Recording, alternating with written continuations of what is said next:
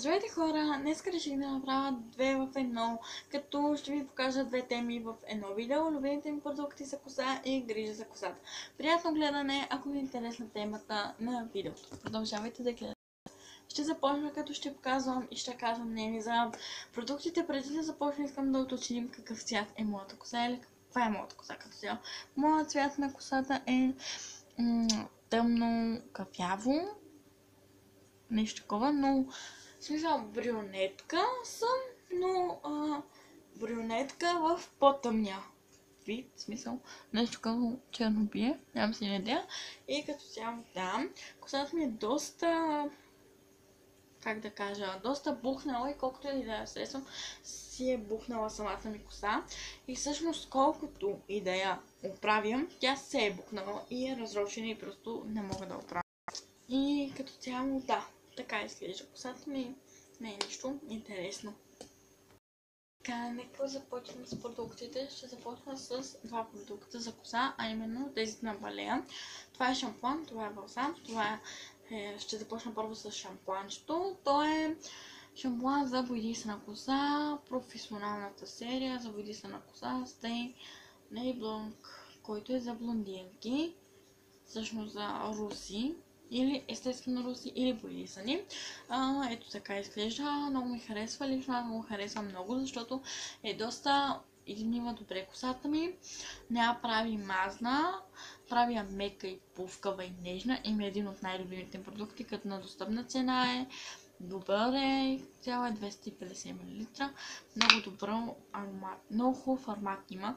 Не е чак толкова приятен, но харесва ми горе-долу. Бях ми го показала същия продукт в Любимци. И като цяло съм доста доволна от него, защото е доста приятен продукт и ви го препоръчвам силно да си го купите, ако не сте. Ами балсама прави много мека и много пускава косата, аромата като шампуана, доста приятен и свеж, много хубав, 200 мл, много добър продукт. Лично аз съм доста доволна от него и силно ви го препоръчвам да си го вземете, ако си търсите ефтин шампуан или балсам, в смисъл на достъпна цена. А още повече, ако сте блондинка, бих ви казала, че ще изпусна шампуана, извинявам се, ще ви свърши още по-добра работа. Така, последният шампуан е този и не го използвам, защото кой знае какви чудеса прави за косата ми, го използвам, защото ми харесва аромата. Той е с линия и пъпеш на Санда, шампуан за суха коса. Моята не е чак толкова суха, но е суха, не е мазна. Беше много свежо, приятно и много ми харесва. Не прави кой знае колко чудеса за косата ми, но я измива добре и съм доволна от него. Нямам си идея къде може да го намерите. Той е 500 мл. Good Fresh. Така, от тук нататък е всичко маски и балсам. Ще започна с единствения балсам, който използвам и който съм доволна. Виждам някаква минимална, но малка разлика. Ето този на, извинявам се, макосъм, на All Nature, който е с мед и липов цвят. Той е доста приятен и свеж, имам го от лятото и искам да кажа, че е 6 месеца срока, което няма как да се изхъби 265 мл за 6 месеца, защото виждате колко много е. Много мека и пувкава косата я прави, но това се задържа за 1-2 дни, след което се маха всичко и косата ви става мръсна и лепкава и грозна. Като цяло, но зависи много от балсам или от шампуана, който ще използвате, защото комбинацията с шампуана и балсама, ама изобщо не си вървеше, защото шампуана правиш косата мръсна повечето пъти, така че зависи от какъв шампуан ще ползвате. Ето такава бяла консистенция. Не е чак толкова лош, приятен, но не е нещо, кой знае колко особено, така че бих казала, че е добър. Продукта не е чак толкова лош и съм лично доста доволна от него, натурален и Readily Clean Contour.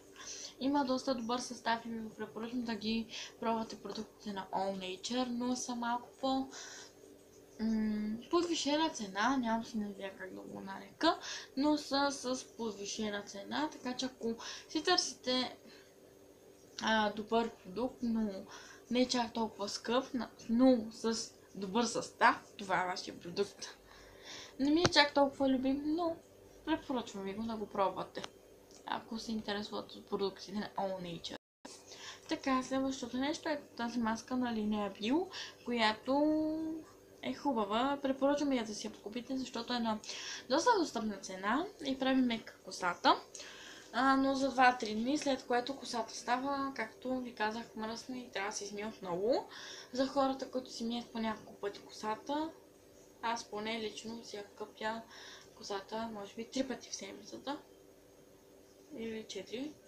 Като обичам да се къпя косата задължително неделя или събота. В повечето случаи събота, след което я миете вторник и след което четвъртък. Така, аз го редувам. По принцип.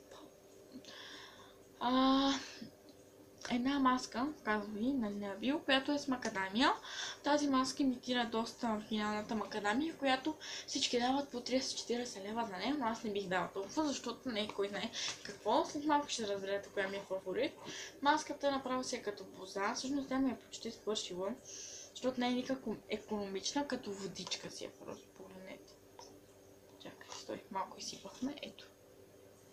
Вижте, за какво става въпрос.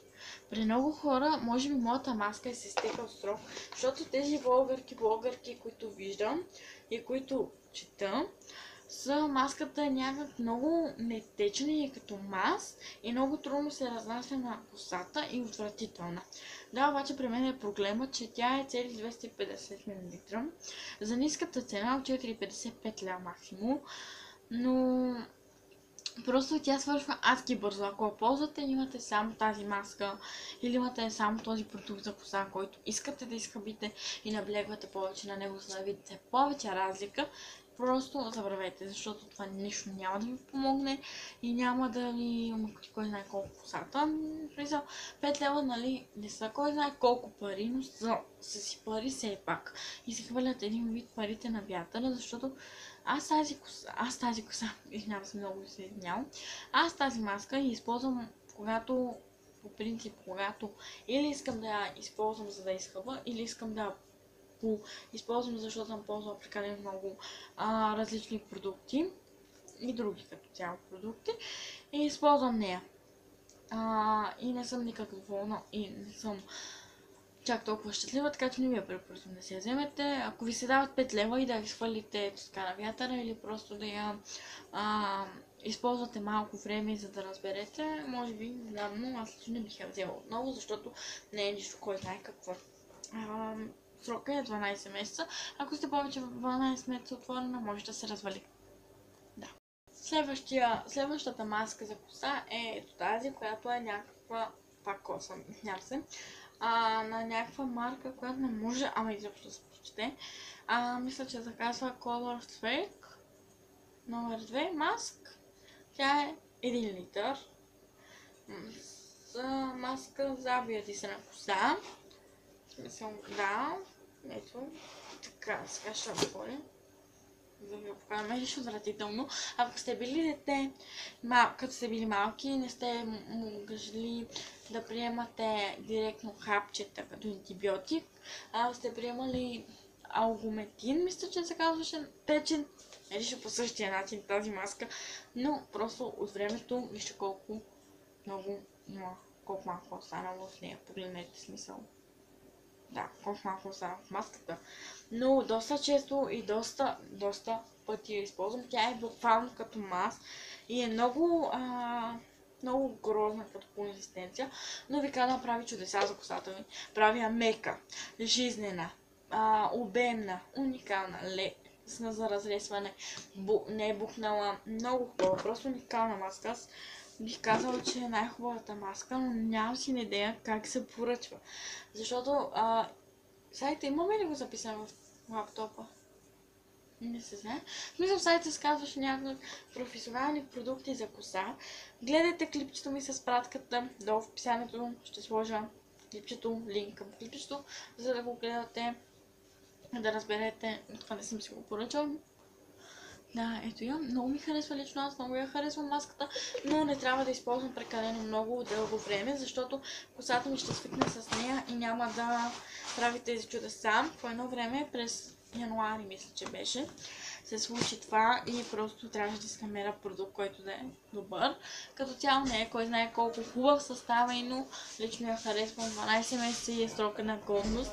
А и ние сме две жени или сме две момичета в къщата, така че използваме тази маска непрекъснато. И силно ви я препоръчвам да си я купите. И последната маска, която се изочаровах. Извинявам се, много днес не мога да говоря. Очаровах от нея, много ми харесва, уникална, много пувкава и мека коза ми я прави. Тази е на Beauty Formulas или Beauty Formulas, мисля, че имам доста продукти, съм пробвала на тази марка. Тя е 500 мл. Сега ми се вижда малко по-малка, защото погледнете какъв гигант, погледнете какво маниче, но да.